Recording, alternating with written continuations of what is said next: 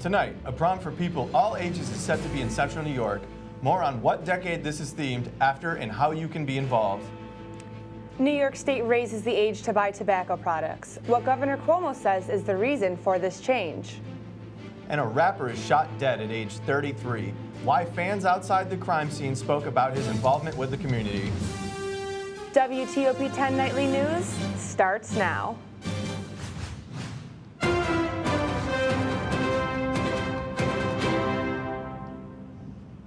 Good evening and welcome to WTOP 10 Nightly News. I'm Curtis Cady. And I'm Adrienne Shelton. Rap fans are mourning the death of performer Nipsey Hussle. He was shot and killed Sunday afternoon outside his South Los Angeles clothing store. Police say the Grammy-nominated rapper was hit multiple times in a burst of gunfire, leaving 2 other people wounded.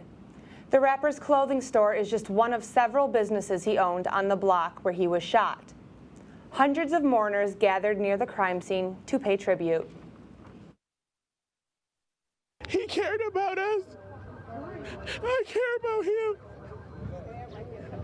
You don't understand what he meant to us. He was here for all of us. Whoever did that, they was wrong. God don't like ugly. And it hurts the community, all these people, you know, they love him. We love him, I love him, you know? But it's sad, really sad. Nipsey Hussle, whose real name is Ermias Askadam, was known to give local jobs to residents who were struggling to get by or homeless. He was scheduled to meet Monday with the Los Angeles Police Chief and Commissioner. They were going to discuss ways to stop gang violence. Police are searching for the suspect in the shooting. Nipsey Hussle was 33 years old and leaves behind 2 children. World touring monks of the Drepung Losling Monastery will be constructing mandalas at SUNY Oswego's Penfield Library. From April 8th to 12th, the event held by the Oswego will have monks promoting peace and spiritual healing by recreating the mystical arts of Tibet. In the library's main lobby, they will make circular sand paintings. The monks will lead the audience to the shores of Lake Ontario for dispersal of the sand, and guests will be invited to participate during the procession and ritual. Theater du Jour is bringing Central New York the awesome 80s prom. According to Oswego County Today, director Derek Potlocki plans to safety dance his cast down every cliche road there is this summer as they travel to 3 exclusive and gnarly locations for an evening of interactive dinner theater. The event will kick off at the Tailwater Lodge in Altmar on May 31st.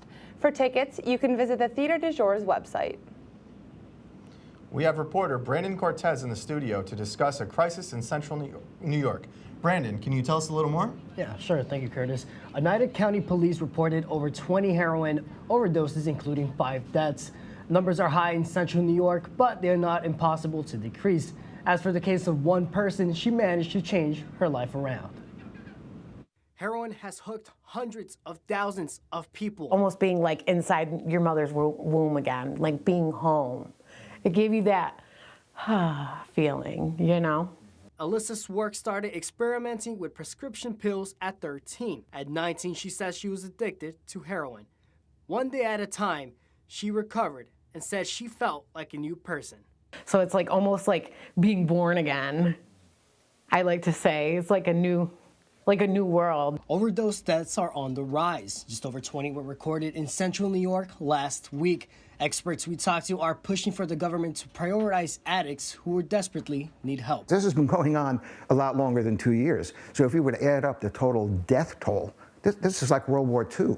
Medic Lon Fricano says these deaths are being overlooked. These deaths are silent victims falling behind the curtain somewhere. That is a tragedy in and of itself. It perpetuates the problem instead of solving it. I believe addiction does not discriminate.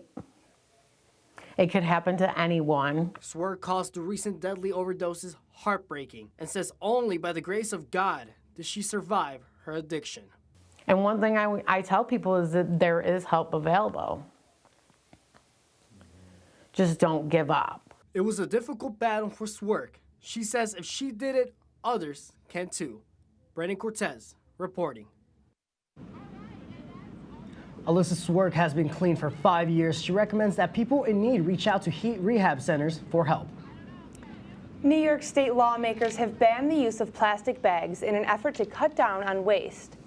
The state isn't the first to make the move. California banned single-use plastic bags in retail stores back in 2014, and in Hawaii in 2018. The ban, which will be part of the state budget, will have so-called carve-outs.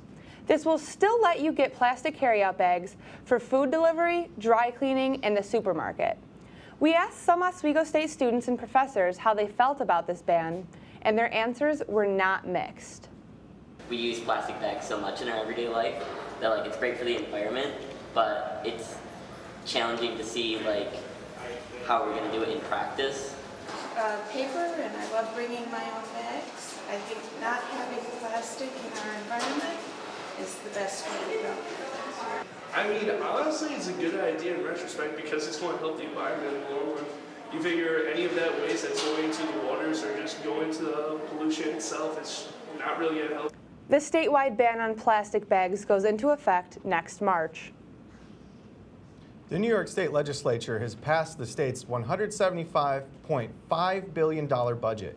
The proposal to make the 2% cap on local property taxes permanent and passed legislation eliminating cash bail for most criminal charges.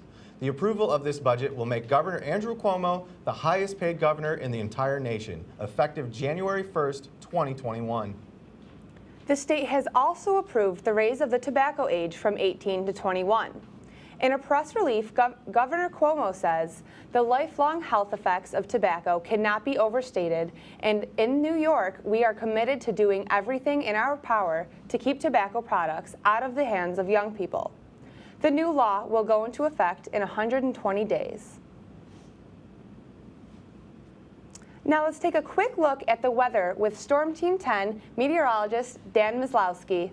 How's it looking outside, Dan? Thanks, guys. Back at the studio, it is cold here at SUNY Oswego. We do have temperatures mid to low 30s, some places even pushing the high 20s. Now, what's making this a little more bearable is that we do have relatively low wind speeds, 5 to less miles per hour.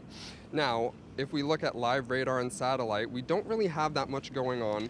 A couple of clouds in and throughout the area, but throughout the region, it isn't that bad. Now, we will be talking about some higher temperatures as we get further on into the week, some even pushing up to 60 degrees. I'll talk about that more on my weather block coming up after the break. But for now, back to you guys in the studio. Thank you, Dan. Coming up later tonight, measles cases in the United States have reached the second highest it's ever been since the year 2000. More on what the Center of Disease Control says about the outbreak. And a popular Italian tourist destination became the center of concern. Why a pregnant whale washed up on shore. This is WTOP 10 Nightly News. We'll be right back.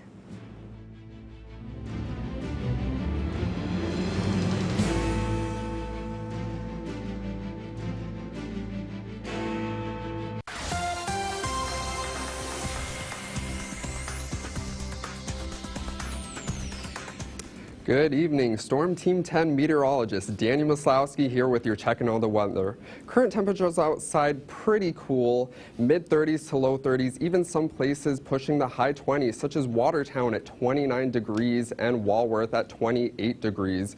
We do have some areas such as Oswego at 33 degrees, as well as